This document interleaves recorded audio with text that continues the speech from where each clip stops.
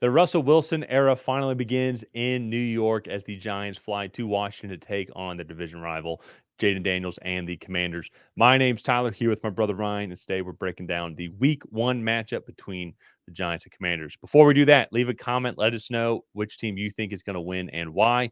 And at the very end of the video, Ryan and I are going to give our predictions. So smash that subscribe button to get notified what our picks are going to be and also get notified when new videos come out. And Ryan, let's bring it up here. So the quarterback competition this offseason is fun to watch. I'm obviously not talking about Washington, as Jaden Daniels is the superstar there in Washington. But I think I'm very curious, maybe not quarterback competition, but just the quarterback story in New York throughout this entire season. Like if Russell Wilson comes in and is not winning, then they're going to want to be, even I'm going to want to see like, dude, throw in Jameis Winston. Come on, let's have some fun with this.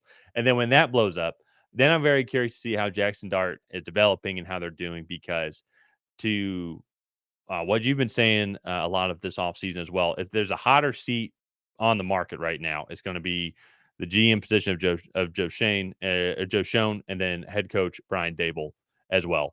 I think they're on the shortest leash. So if they don't have a successful year this year, they might at least lean on like, hey, look at what we were able to do with Jackson Dart. Give us this offseason.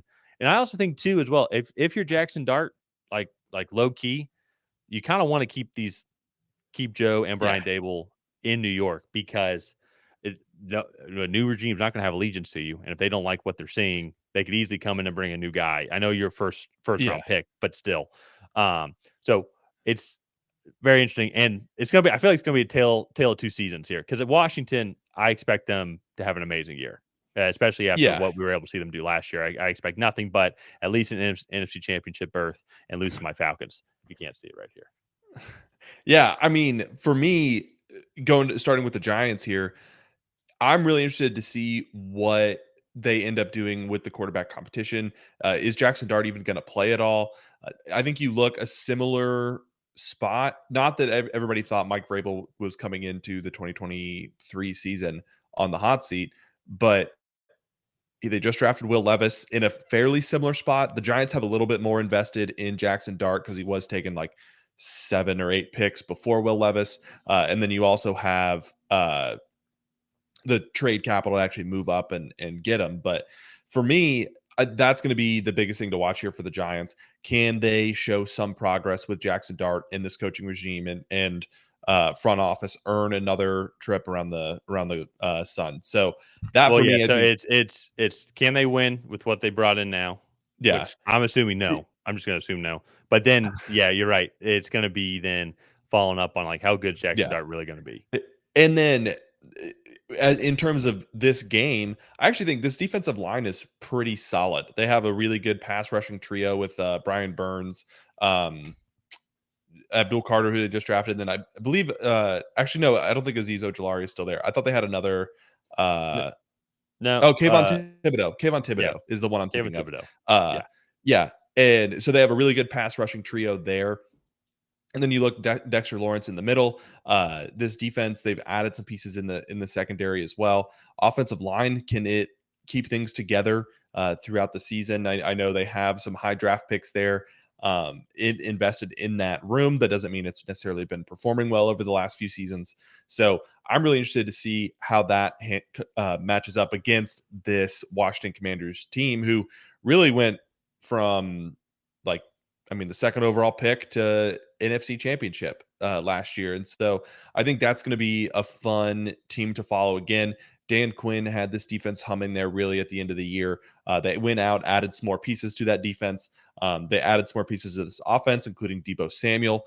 And Terry McLaurin just signed his contract extension. So I'm really curious to see what this Commanders team looks like, but hopes are high. I think their expectation is to get back to the NFC Championship game. I am really curious though, like, are Washington Commanders now expecting that to be the normal, or do they kind of feel like they overachieved a little bit last year? Like they caught their stride at the right time in the playoffs. They beat a hurt Detroit Lions team, and then like they were a very good I team. Don't get me wrong.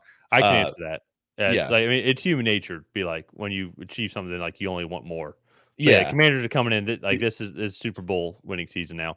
Shoot, I mean, for fans of the channel, I'm an Indiana Hoosier fan because I was born there. Our dad grew up there, so I watch Bobby Knight basketball with him, and we were stuck with watching IU football. And then we have 1 year where we're actually relevant, and now it's like, no, like we want to go back to the playoffs and like contend for a championship. And that's just the way it is because it's fun. Like what that I never knew what that football feeling was like in college football, and now that I felt it one time last year, yeah. So for Washington fans, especially after what they've been through the past 10 years with the previous ownership and everything, and actually like really, I'm trying to think with Washington, like you had the RG3 year, and please correct me if I'm wrong. I'm trying to remember. You had the cool Taylor Heineke year where he uh, really fought hard against the Buccaneers in the playoffs, but that was even I think they had a losing record that year. I think that was even Yeah. Alex Smith's last season with Washington That was coming back from Chase an Young's injury. rookie year, I I believe. think so. But it's like was Yeah. RG3 the last time like they were that good? I'm generally trying to remember 'cause I feel like Washington had been kind of in the Stinkerville for a long time. Um, Yeah. but that division was also stinking it up too. So like they did win those couple of divisions, but it wasn't like they were high powered talent. I think now that they have Jaden Daniels, this is like I mean like they have their star guy now. Is it a one? I mean, he had one good year. Let's see how he does this year. But you got the experienced head coach who's been around the block, led the Falcons to the Super Bowl. He knows the do's and don'ts of this role. You've got a borderline head coach in I'm looking at the wrong one. I was about to say like a Mike Kafka. Like I don't think that's right, but I'm looking at the Mm, Giants depth chart. And Cliff Kingsbury, who yeah. is working his way back up to being head coach and role, and he has head coaching experience and one of the better offensive minds in the world. I was right in the league, so to say. I guess in the world also too. But um, I just think it is Washington is a Super Bowl contending team. Now they did lose some guys. They did lose some guys that was on that defense last year that were very successful. But that being said, they were guys that were on like the older end, for example, like Dante Fowler Jr. You know what I mean? Who's been around the block but had a really good year also as well. They did end up losing Jeremy Chin. They lost Benjamin St. Juice, but yeah, that's actually probably a good thing for being honest. But like Dante Fowler moved on, and so other role player guys moved on, such as like they just traded away Brian Robinson Jr. I am a little curious how that running back room is going to get pieced together. But once again, too, I'm not too concerned with it just because of how great of a runner Jaden Daniels is. So I am curious just how this offensive line comes together. They did trade for Laramie Tunzel. They did lose Sam Cosmi in the playoffs last year. So how long is he going to be out as he started on the pup list? As that was a crucial guy on that interior. So how is he going to pan out? And Josh Connolly, rookie right tackle. So those are going to be some of the things I'm curious. But that all being said, though, still am not super concerned at all. Trading for Debo Samuel as well too. I mean, they're going to have Terry McLaurin as well. Like I think they're going to have an explosive offense once again. I just think now it's like nobody was expecting it, and now like the expectations are Super Bowl. So I think Yeah. this is a good game for Washington to start off in. I'm going to see a good test for their offensive line, as you mentioned. They're going to go up against a good defensive line in New York, but they're going to be going up against a questionable offense in the Giants, and really their only big key strength is going to be Malik Neighbors. Like they have a couple other Yeah. good guys like Darius Slayton and Wandell Robinson, but nothing major. So for me, when I look at picks, I am looking at Washington to win this one at home. I'm looking forward to seeing the Jameis Winston show, which then will slowly land into the Jackson Dart kind of rookie preview, so to say, or the final test, so to say. See Yeah. how much he's learned this offseason.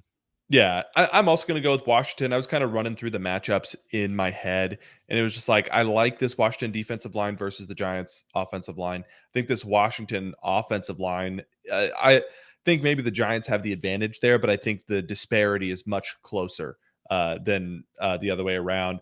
I like the matchups with the Washington receivers. I like the uh, matchup there with, I like the quarterback check mark definitely goes to the Commanders as well. They just have so many advantages coming into this game. I know it's week one and anything can happen, but I think you just look at the talent on the team and whatnot.